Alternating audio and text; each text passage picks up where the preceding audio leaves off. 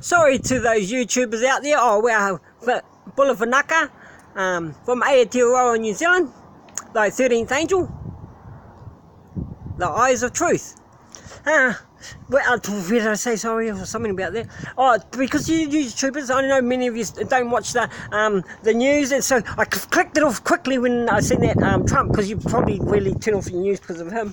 But anyway, I just really putting something together, but the camera I got thing, and it just stopped halfway. But so I didn't get to put this other bit on, but it doesn't seem like it's on the news at the moment. But the guy at the beginning, he's the other colour, you know, like I was telling you in my last video. They just change colours, these little puppets. He's one of the little puppets of the blue puppets. And he's discrediting, well, actually, I voted for the red puppet this year, okay? I've never done this before. 3 months before the elections, I paid, and I was only living on $110 a week.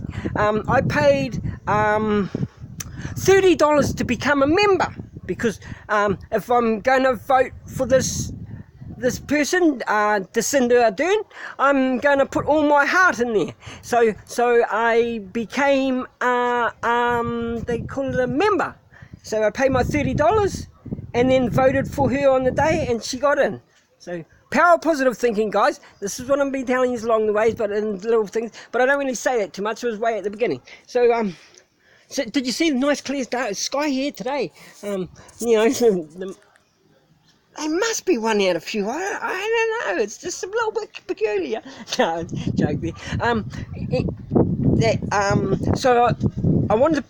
So there's this guy going on about this budget thing, and how they say earlier this week. Well, we're only in Thursday here in New Zealand, and so it happened this week. The budget comes out today, so he leaked something out. He's going on about this other guy, and the actual information gets shown to everybody in New Zealand today. This is the budget night.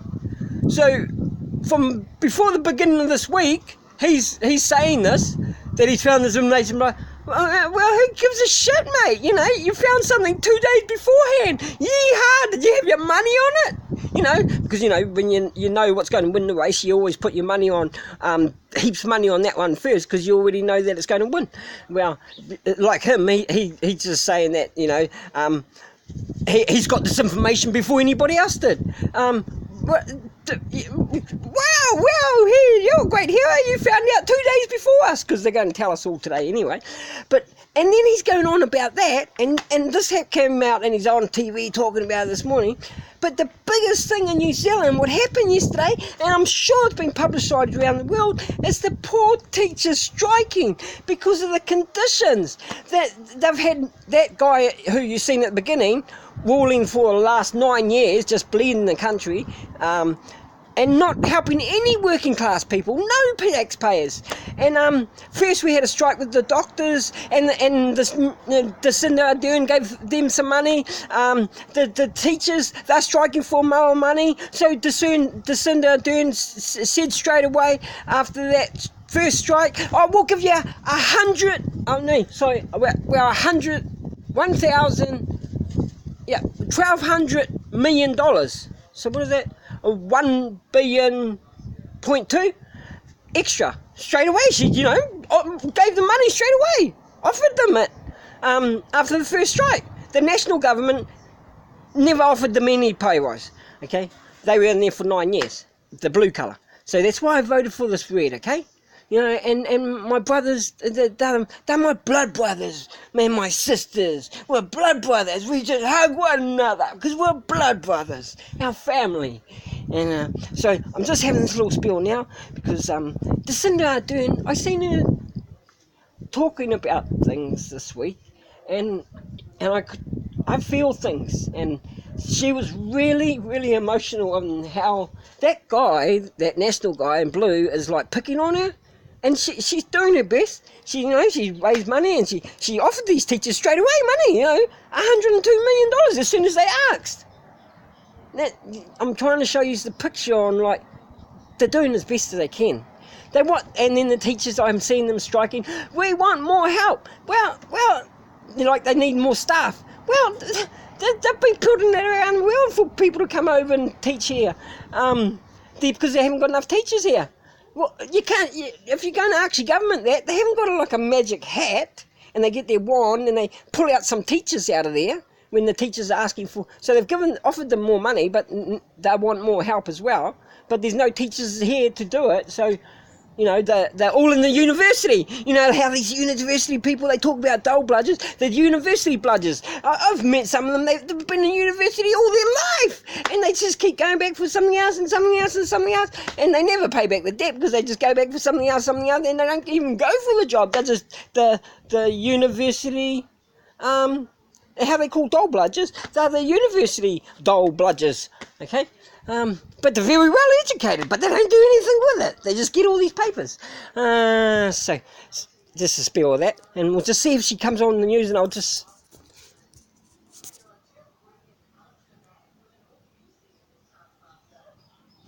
Only response to climate change which does worry me, Mr. Speaker. Mr. Speaker, it is just not credible to say that the opposition somehow have invested in all of their time in government when this budget has to reverse the underinvestment that we have experienced. And it is not credible to say what they would have done and would be doing when they were here only 18 months ago. Mr. Speaker, if they cared so much about all of those issues, then why did they not do it then?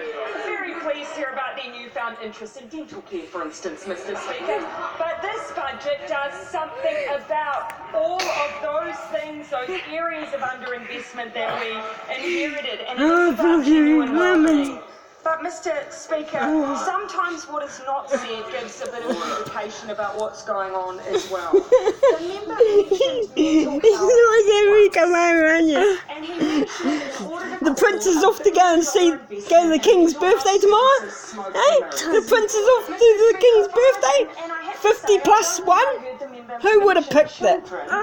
50 plus 1. Mr. Speaker, the other one died a week or two ago in the news from 50. Sometimes it is okay to agree.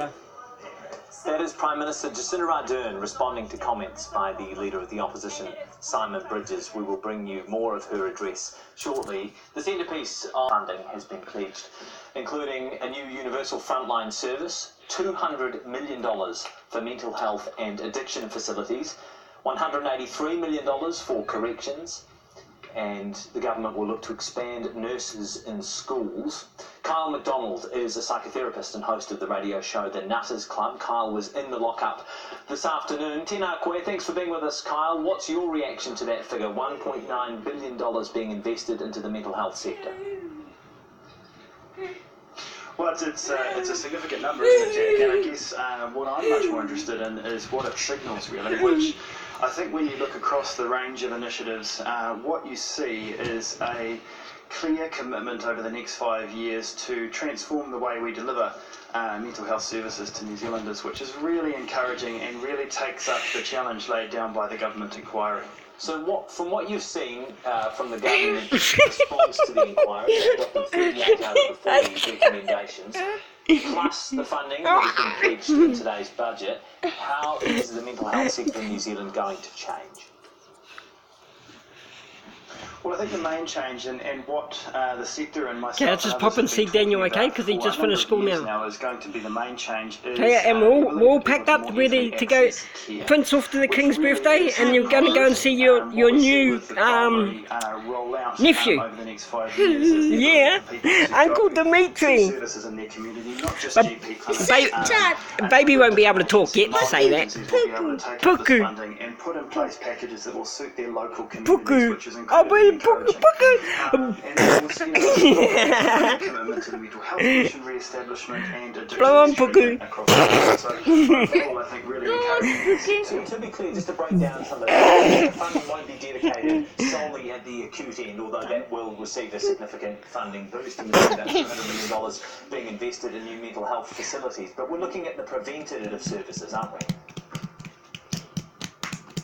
Yeah, we are, and like we talked about on Monday night, the balance between responding to crisis, so encouragingly there is some money allocated to increase training and access in emergency departments, which has recently been flagged as a problem. So that acute crisis services are getting a boost. DHBs will have, again, clearly ring-fence money with which they have to allocate to mental health services. But at the same time, I think they're transforming and change really. Oh, one It's no longer a